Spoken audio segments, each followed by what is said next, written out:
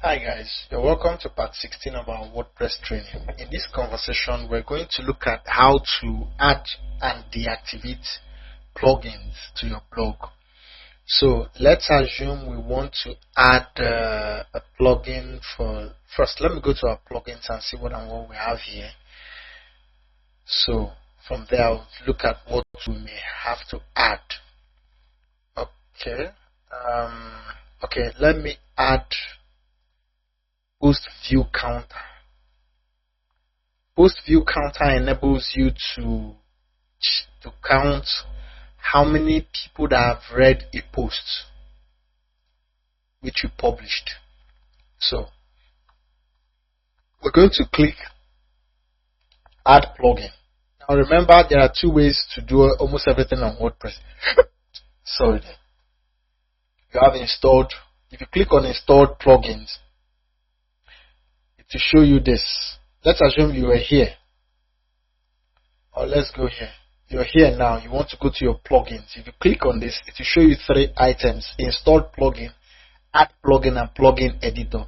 Please do not near this plugin file editor.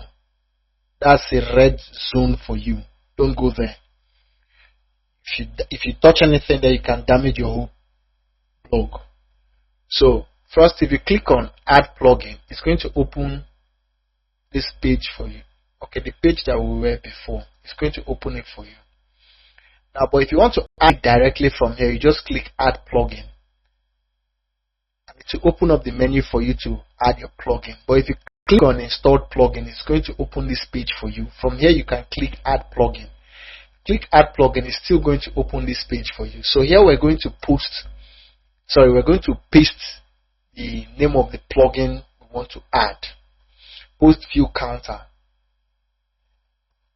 A word of caution here: when you open your plugin, when you open this page for your plugins or the plugin store, below every plugin you're going to see this word compatible with your version of WordPress, last updated 1 month ago. Now if you scroll down, you see some plugins are not compatible. It shows untested with your version of WordPress. Now sometimes, out of stubbornness, you may decide to install a plugin that has not been tested with your WordPress, with your version of WordPress. If you do that, you may break your site. So it's not advisable. Once it shows you untested with your version of WordPress, relax. Give it a short while, 1 month. You come back and check for that plugin. The owner may have updated it to be compatible with the current version of WordPress. So by then you can install it. Remember, the key word here, or the key principle when dealing with plugins, is if you can do without the plugin, do not install the plugin. Now when you install your plugins, there are two ways to activate your plugins. One is you can go to your plugin, your installed plugin page, and you see all the plugins you have and the ones that are not installed yet. Like if you look at this post view counter, we have it here. If you click on activate, it will activate. Now, but you can also activate it from here. But why I'm not going to activate this from here is that I may want to search for other plugins.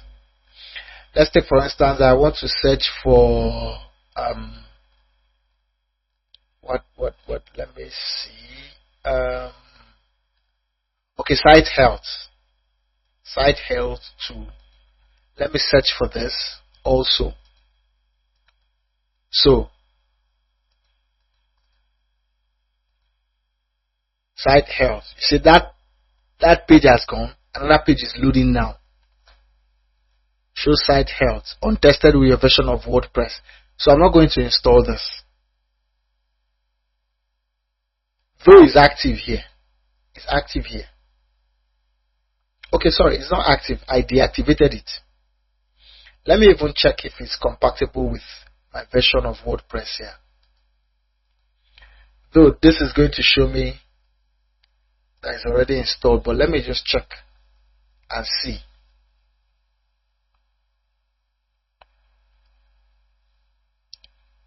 Okay, so let's go back to what we're doing. Now we cannot install this. It's not advisable for us to install this because remember, plugins conflict with each other. There are certain 2 or 3 plugins you may install and when you install them, they conflict with each other, especially when you have two similar plugins that are doing the same thing. The chances of conflicting with each other is very high. Like, I have Redis object catch here, and I also have W3 total catch. Now, both of them are doing the same thing.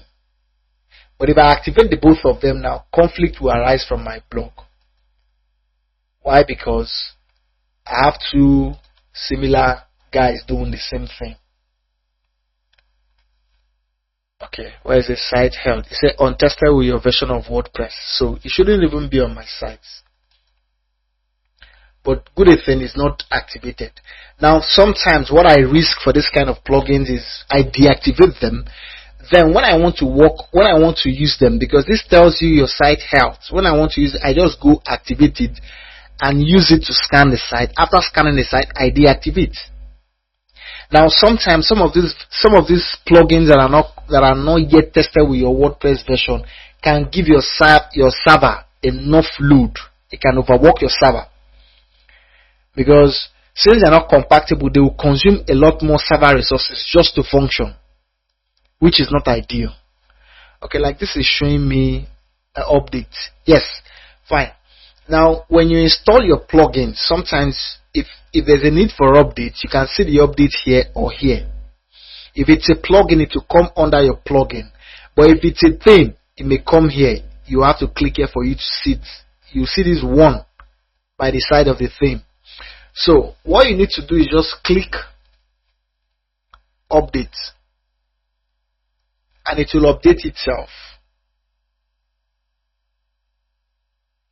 Okay, it says update field. This is the latest version of Profile Builder. So let's go back here and activate the plugin that we installed, Post View Counter. Let's activate it.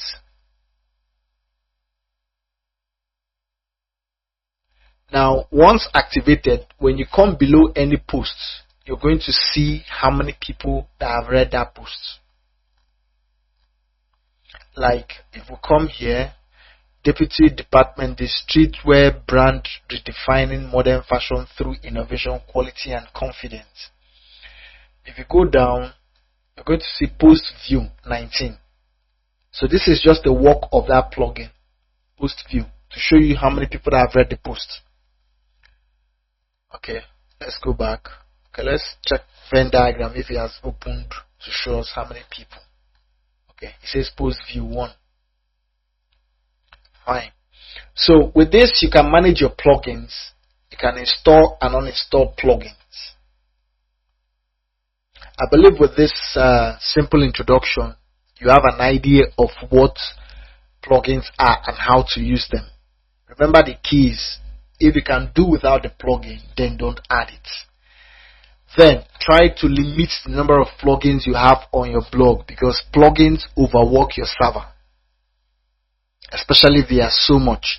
Like now on my parent blog here, you see I have so many plugins. I have about 16 active and 8 inactive. Now it's advisable for you not to have any inactive plugin in your site. Why? Because it's a security risk. So try not to leave inactive plugins on your site. Okay, so let's go back here. I believe we have a general idea about plugins. Google, remember, Google is your friend. Google is your best friend. In fact, Google is your twin brother as a blogger, because you're going to meet a lot of new challenges that you need to sort out. That's where Google comes in.